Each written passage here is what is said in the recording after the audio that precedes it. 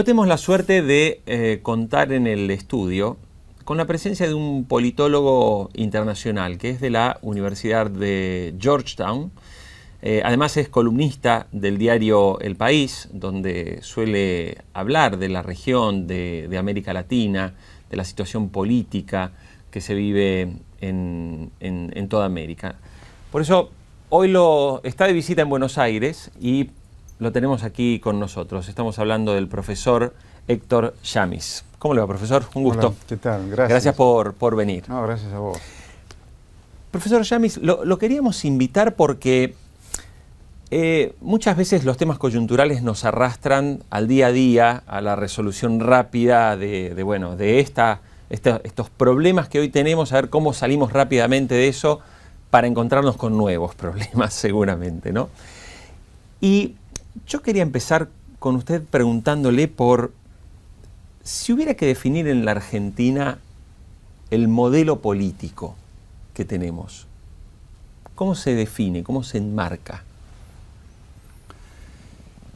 No sé si hay un modelo político. Hay un proceso de democratización que arranca a comienzos de los 80, 82, 83, en proceso de reversión, franco, abierto.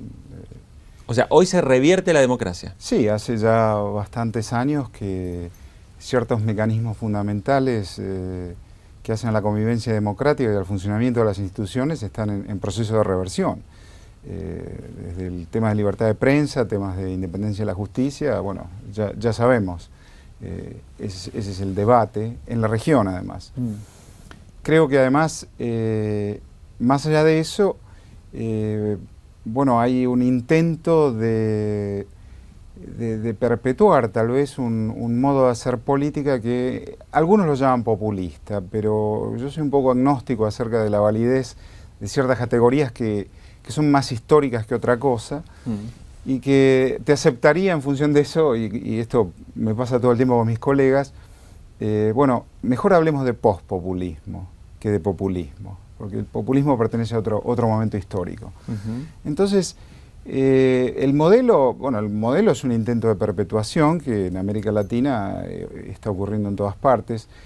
Todo lo que se llama lo bolivariano, digamos, Venezuela o Ecuador o Argentina o Nicaragua, son gobiernos que han estado más de 10 años en el poder, y bastante más. Son gobiernos que han obtenido cambiar la Constitución, han logrado cambiar la Constitución para perpetuarse, y otros lo están intentando. En fin, es un modelo de democratización, digamos, de desdemocratización. Bien. Profesor, en los últimos años es evidente que en muchos aspectos Argentina ha tomado ideas, modelos y costumbres de hacer política del modelo venezolano, ¿no? O sea, por lo menos es una percepción que yo quería ver si eso es realmente así. O sea, ¿Argentina le copia a Venezuela el modelo político? Yo creo que Venezuela sí opera como una especie de espejo de haber logrado objetivos que otros se han propuesto, Correa o los Kirchner. Yo creo que más que eso, el estilo político es un estilo político que ha ido en franca dirección a la intolerancia, que es parte de esta cosa que yo veo de desdemocratización, de la construcción gradual de una manera de hacer política autoritaria. En ese sentido, Venezuela puede ser un espejo, tal vez, pero la construcción de hegemonía no es exclusividad de Venezuela, o el deseo de construir hegemonía no es exclusividad de Venezuela.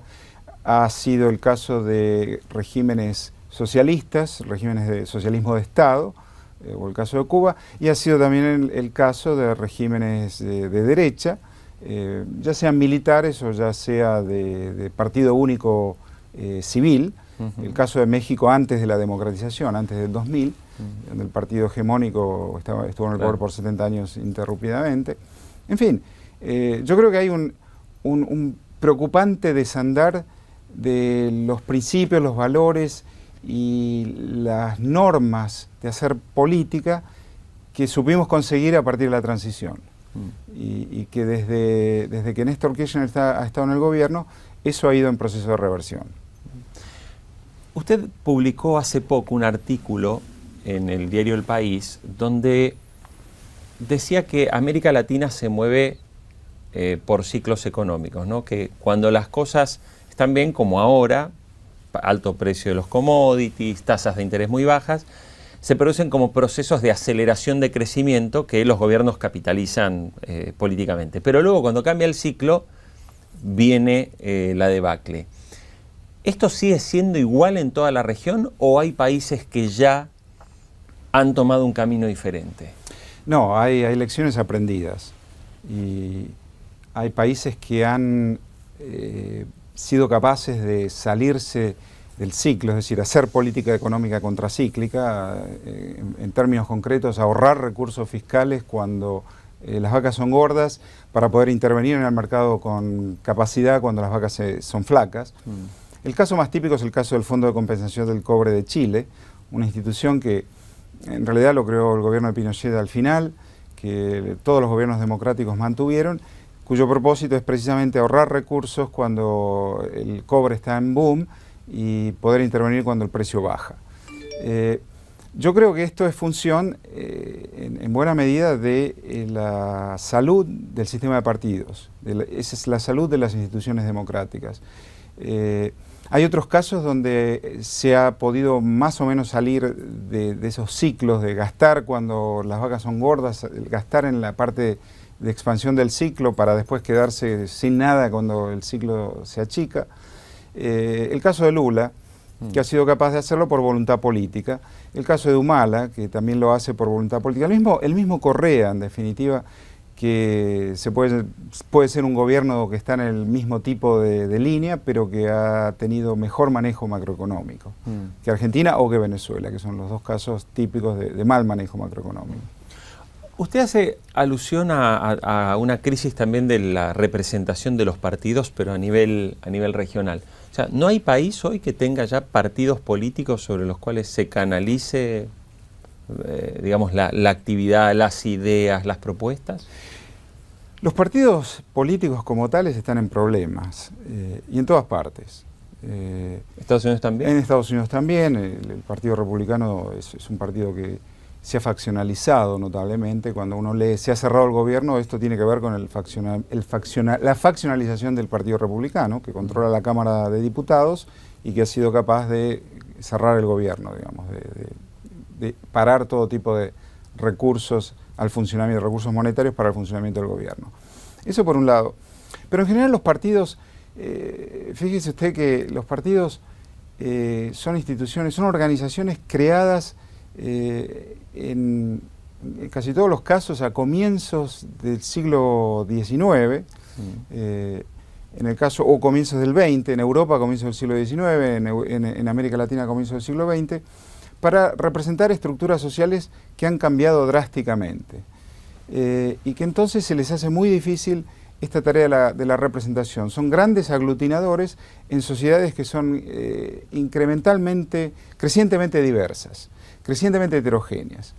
Entonces la representación es complicada, la representación política es complicada porque son sociedades que el peronismo surge como representante de la clase obrera, sindicalizada, expresión de la industrialización sustitutiva, y ese mismo grupo social a lo largo de la historia se ha ido convirtiendo en una fuerza, un grupo social mucho más heterogéneo, y donde además se produce el cambio generacional, donde los hijos de los obreros sindicalizados que el peronismo expresaba, bueno, se han movido socialmente hacia arriba.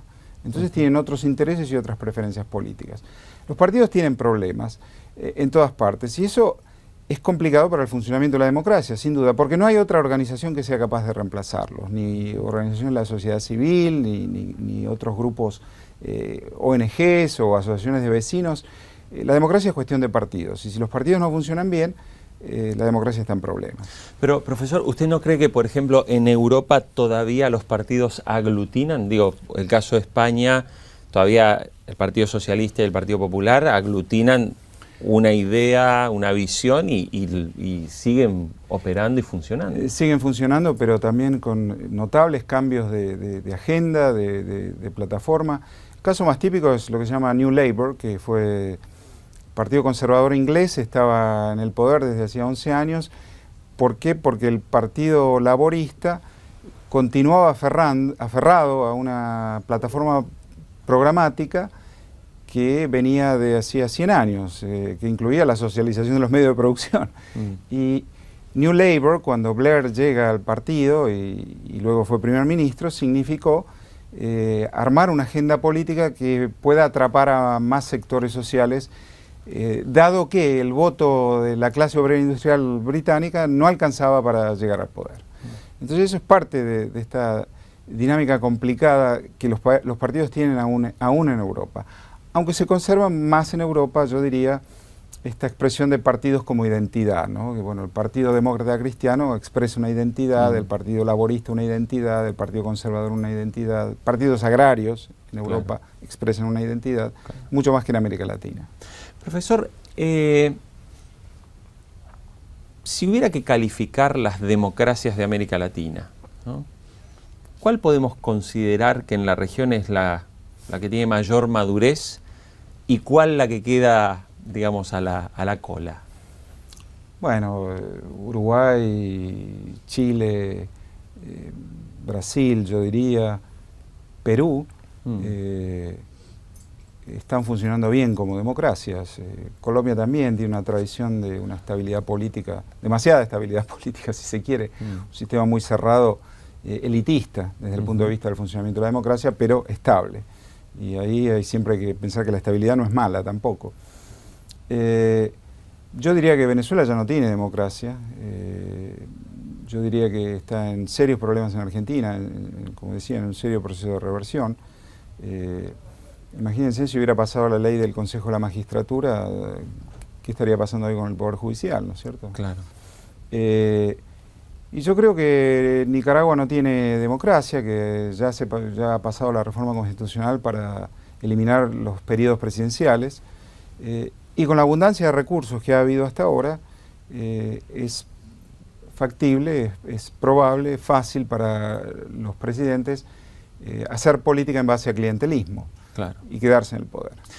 Profesor, hace tiempo surgió, por ejemplo, hace algunos días nomás, que Colombia posiblemente retrotraiga el artículo de la Constitución que permite la reelección, que fue el que fue modificado para que en su momento Uribe fuera reelegido. Y ahora, bueno, Santos muy probablemente sea reelegido y se analiza la posibilidad de eliminar. Esto tomaría el modelo de lo que está haciendo, por ejemplo, Chile, de lo que ya tiene Uruguay, que es que no se permite una reelección consecutiva, o sea, se puede volver a presentar. Sí. Eso es una buena señal, digamos, si América Latina avanzara en una línea de eliminar los periodos consecutivos, ¿sería una medida positiva o una medida sin mucho sentido? Yo no, digamos, 2 periodos, no tengo problema con los 2 periodos.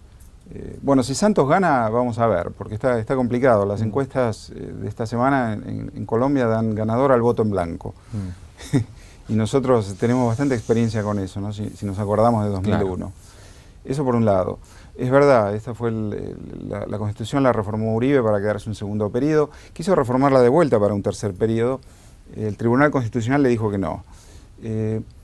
La noción de esto es que en realidad 4 años es un periodo muy corto para un buen presidente y 6 años es mucho para uno malo, como teníamos nosotros que era 6 años.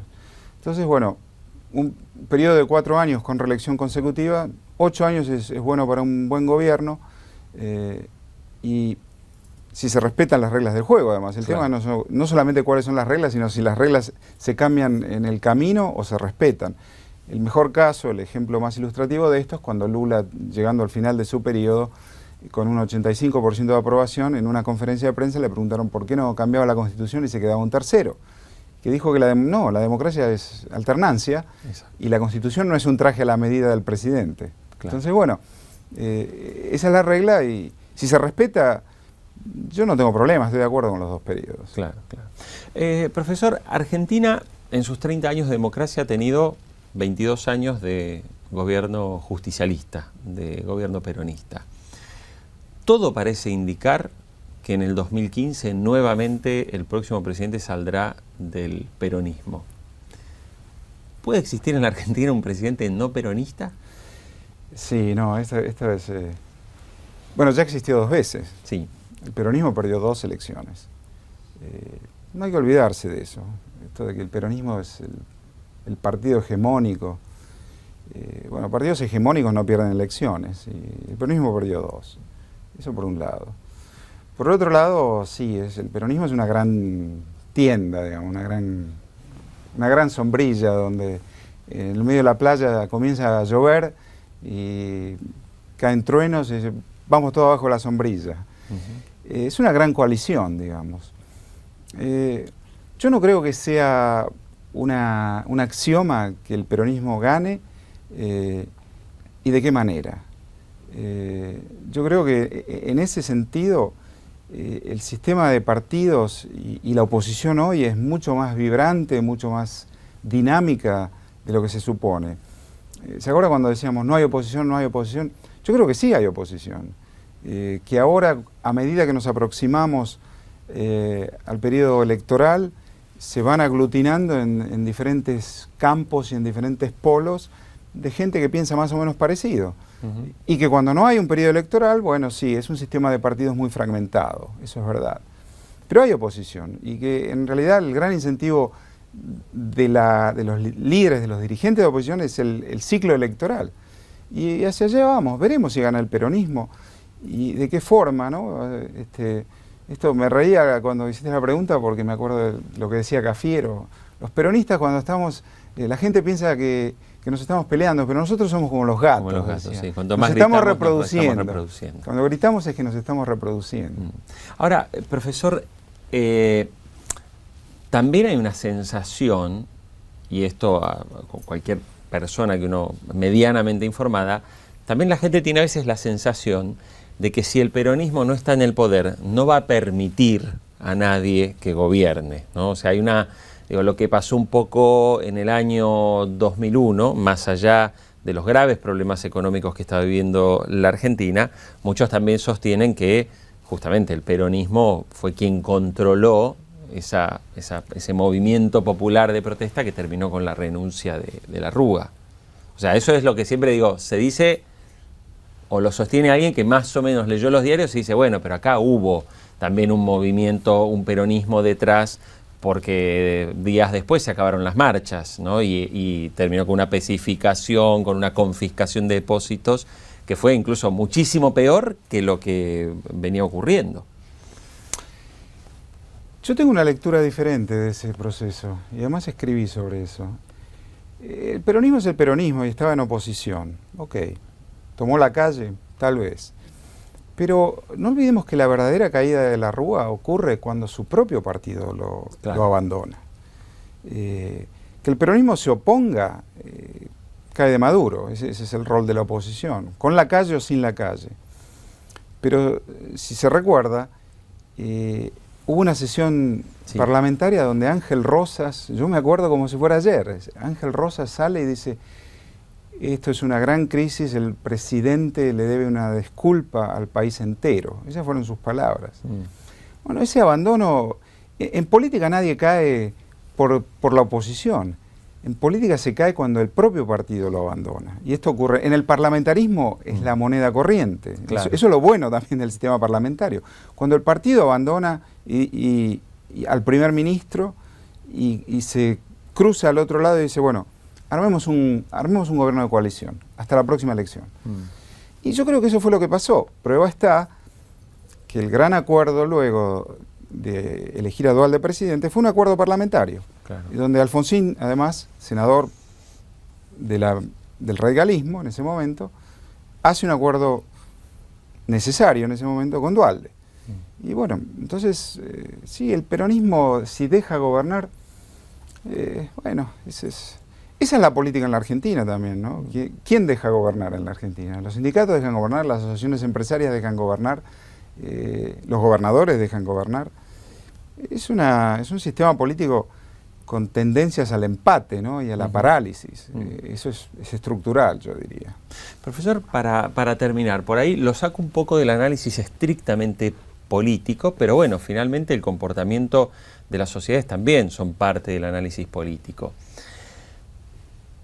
A veces uno tiene la sensación de que en realidad Argentina, que sigue siendo un país con un enorme potencial, que siempre se sostiene porque tiene recursos para poder desarrollarse como país, no es tanto sus dirigentes, sino que es la sociedad la que no quiere, en el fondo, salir adelante, ¿no? Digo que quienes tuvimos la oportunidad por ahí de vivir en el exterior y ver cómo funcionan otras sociedades, uno dice, pucha, si durante 20 años en la Argentina se hicieran las cosas bien, cumpliendo las normas, no haciendo cosas irracionales, el potencial argentino es espectacular. Sin embargo, parece que, o sea, a los argentinos nos gusta, digo, usted decía, no es populismo, digo, a mí me parece que a los argentinos nos gusta el populismo. Nos gusta el caudillo que viene, canchero, a resolver el problema, y después vemos, ¿no? ¿Puede ser que haya algo de eso socialmente? Yo creo que lo que hay es algo histórico, que es... la Argentina es pura sociedad civil, organizada, diversa, plural, creativa, ¿no? Cuando vamos por el mundo dicen los argentinos, tipos tan talentosos, sí, esa es la sociedad civil, esa es nuestra histórica clase media, ilustrada y educada por el sistema de educación pública, educada por Sarmiento, claro.